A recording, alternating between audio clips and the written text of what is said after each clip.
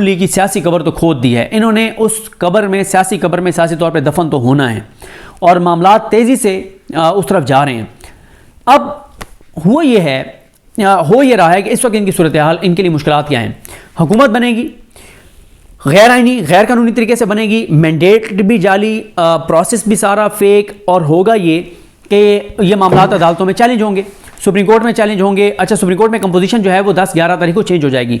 3 रुकनी committee है जो 184(3) के केसेस का फैसला करती है। उसमें पहले हैं इस वक्त हैं काजी फाइज ईसा साहब, जस्टिस सरदार तारिक मसूद साहब और मंसूर अली शाह साहब। 10-11 के बाद होंगे उसमें काजी फाइज ईसा साहब, मंसूर अली शाह साहब और मुनीब अख्तर साहब। अब मुनीब अख्तर साहब और मंसूर अली शाह साहब अगर किसी एक चीज़ पर इतफाक़ कर लेते हैं तो फिर बेंच उनकी मर्ज़ी का बनेगा, फिर काजी साहब की मर्ज़ी का नहीं बनेगा। ये भी एक इंपॉर्टेंट मामला है। अदालत के ऊपर बड़ा दबाव, इलेक्शन कमीशन के ऊपर बड़ा दबाव, लेकिन इलेक्शन कमीशन तो जिस तरह से ढटाई के साथ लगा हुआ है उनको कोई फ़र्क नहीं पड़ता।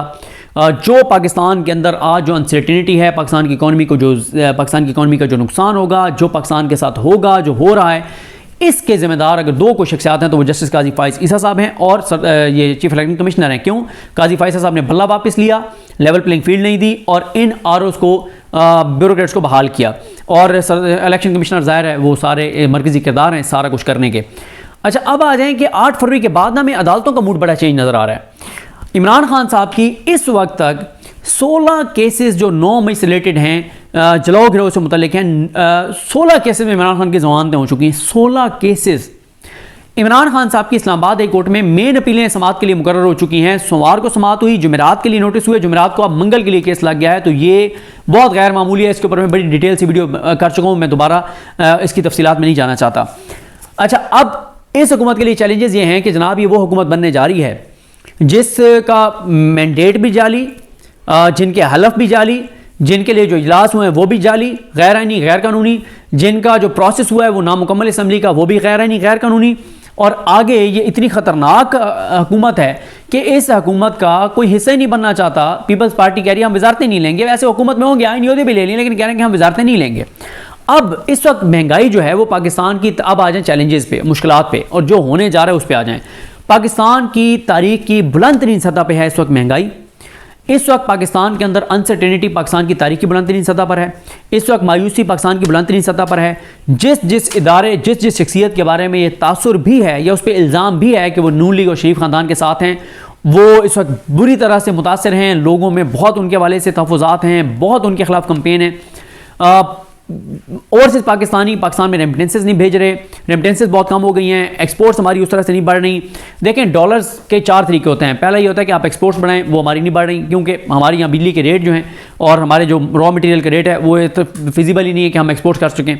दूसरा ये होता है कि आप के जो है वो फॉरेन डायरेक्ट इन्वेस्टमेंट आए, उसमें भी कमी आ गई है। हमें बहुत तवक्कुआत थी कि सऊदी अरब, यूएई और ये सारे इन्वेस्ट करेंगे, उन्होंने अभी तक नहीं किया। हम एक्सपेक्ट कर रहे थे कि अगस्त में हम एक्सपेक्ट कर रहे थे कि ये यानी 2-3-4 महीनों में जो है वो कोई 75 से 100 अरब डॉलर आएगा, वो नहीं आ सका।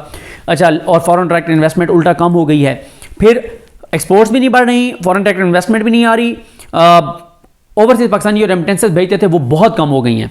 ओवरसीज पाकिस्तानी जो यहाँ पे प्रॉपर्टी में, कंस्ट्रक्शन में, उसमें इन्वेस्ट करते थे वो भी नहीं कर रहे। कंस्ट्रक्शन तो वैसे बहुत महंगी हो गई है। अच्छा, फिर चौथा ये होता है कि कर्जे भी हमें कोई नहीं दे रहा। IMF ने हमने जाना है वो अनसर्टेनिटी है। इमरान खान उसकी ऊपर बहुत सख्त मौक़िफ़ उन्होंने अपनाया हुआ है। फिर ये जो सूरत हाल है, महंगाई पाकिस्तान की तारीख की बुलंद तरीन सतह पर, बिजली पाकिस्तान की तारीख की बुलंद तरीन सतह पर महंगी, गैस के बिलों ने लोगों को तबाह कर दिया, बर्बाद कर दिया है। गर्मियाँ शुरू हो रही हैं, जो बिल आएंगे वो लोगों को, मतलब मैं कहता हूँ कि गरीबों के घर में बिजली के बिल और गैस के बिल ऐसे आएंगे अभी कि ऐसे जैसे घरों में, मतलब ऐसे लोग परेशान होंगे जैसे खुदा न खास्ता को फौतगी हो जाती है घर में। इतना, अब जिसकी तनख्वाह 30,000 है उसके घर में 60,000 तो गैस का बिल आया हुआ है, और आगे जो बिजली का बिल आएगा वो तबाही और बर्बादी होगा। जो महंगाई होगी वो तबाही और बर्बादी होगी। परसों जो पेट्रोल बढ़ा है उसकी पीक मजीद महंगाई की वो यकम रमज़ान तक आएगी। रमज़ान इस बार बहुत टफ होगा। और यहाँ पर मैं एक रिक्वेस्ट भी आपको करूँगा कि हम सबको अपने अपने अजीज़ों और अकारिब में, दोस्तों में, पड़ोसियों में देखना चाहिए ऐसे लोग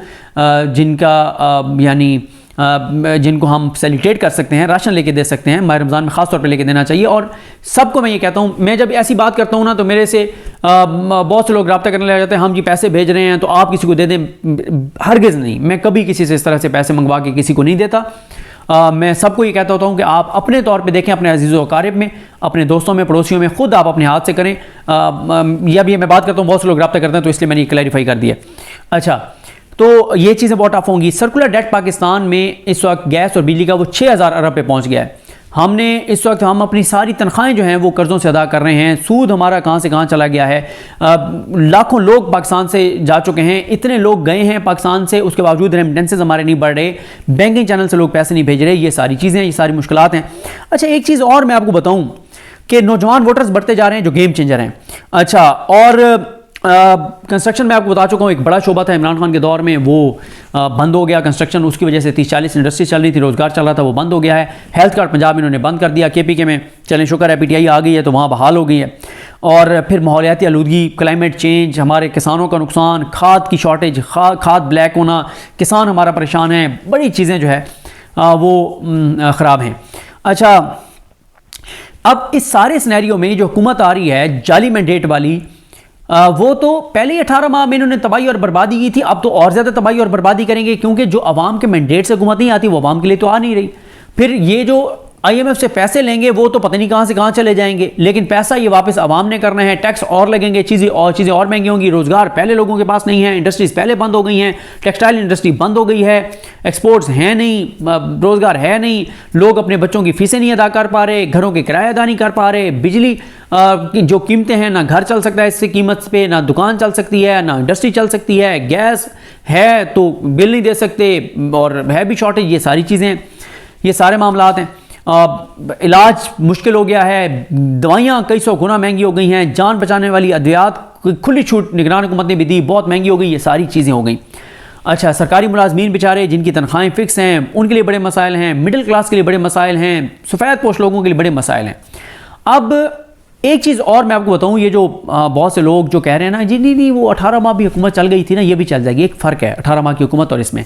18 माह की जो हुकूमत थी ना, उसका इलेक्शन जो था ना, उसमें यानी नून लीग वालों ने एतराज़ किया था कि RTS बिठाया गया और धांधली की गई, लेकिन वो झूठ इस तरह से साबित हुआ कि जब अप्रैल 2022 में उनकी हुकूमत आई, वो 18 माह रहे तो उन्होंने उसके ऊपर कोई तहकीकात नहीं करवाई, कोई कमीशन नहीं बनाया। हालांकि सिकंदर उस्मान राज उधर बैठे हुए थे और ये पिछले इलेक्शन कमिश्नर का मामला था, तो बड़े आसानी से वो ये साबित करवा सकते थे कि RTS बिठाया गया था। अदालतें साथ थी, इस्टेब्लिशमेंट साथ थी, इदारे साथ थे, अदालतें, मीडिया सब साथ थे, कर लेते, लेकिन नहीं किया। इसका मतलब यही है कि झूठ था, ये गलत बयानी थी। अच्छा, लेकिन वो जो 2018 का इलेक्शन है उसमें तो नून लीग ने झूठा इल्ज़ाम लगाया था कि कोई धांधली हुई है ये वो और फलाना ढींगना और ये वो। इस इलेक्शन में तो कोई एक बंदा फॉर्म 45 इनका नहीं दिखा सका, तो इस पे तो पूरी दुनिया कह रही है। 2018 के इलेक्शन में मुझे नहीं लगता कि इंटरनेशनल मीडिया में कोई 10 स्टोरियां भी आई थी कि धांधली हुई है। इस वक्त तो सैकड़ों स्टोरीज इंटरनेशनल मीडिया में। 2018 के इलेक्शन पे दुनिया के किसी मुल्क ने नहीं कहा था कि धांधली के इल्जाम लग रहे हैं, तो आप अपने लीगल फ्रेमवर्क में गए, अब तो दुनिया के कई ममालिक कह रहे हैं। 2018 के इलेक्शन में उस वक्त की अमरीकी हुकूमत के ऊपर यह दबाव नहीं था जो इस वक्त अमरीकी इंतजामिया के ऊपर है पाकिस्तान के हवाले से। ये सारी चीज़ें हैं। 2018 के इलेक्शन के बाद ओवरसीज़ पाकिस्तानियों का पाकिस्तान पर एतमाद बढ़ा था, इनके आने के बाद कम हुआ है और $5 अरब सालाना रेमिटेंसेस कम हो गए। तो ये सारी चीज़ें 2018 में नहीं थी। एक फ़र्क और है, 2018 में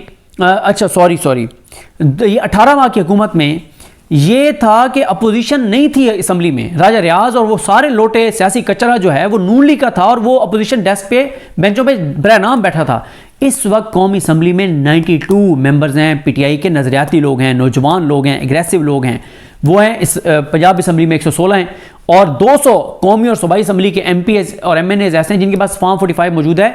अदालतें नहीं कर रही, इलेक्शन कमीशन नहीं कर रहा, लेकिन उनके पास फॉर्म 45 मौजूद हैं। अच्छा, तो ये चीज़ उस वक्त नहीं थी जो अब है।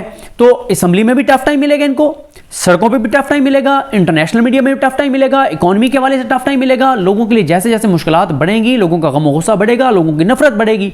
तो ये सारा जो सिनेरियो है, इसमें किसी सूरत भी ये हुकूमत चलती हुई नज़र नहीं आ रही और नून लीग खुद बहुत परेशान है, नून लीग के लोग बहुत ज़्यादा परेशान हैं। नून लीग के लोग कह रहे हैं कि हमें हुकूमत नहीं लेनी चाहिए थी, हमें हुकूमत नहीं लेनी चाहिए, हमें हुकूमत नहीं बनानी चाहिए। नवाज शरीफ हैं तो वो इस वक्त लेटे हुए हैं बेचारे, उनके बस की बात नहीं है, वो कोई बात कर नहीं सकते।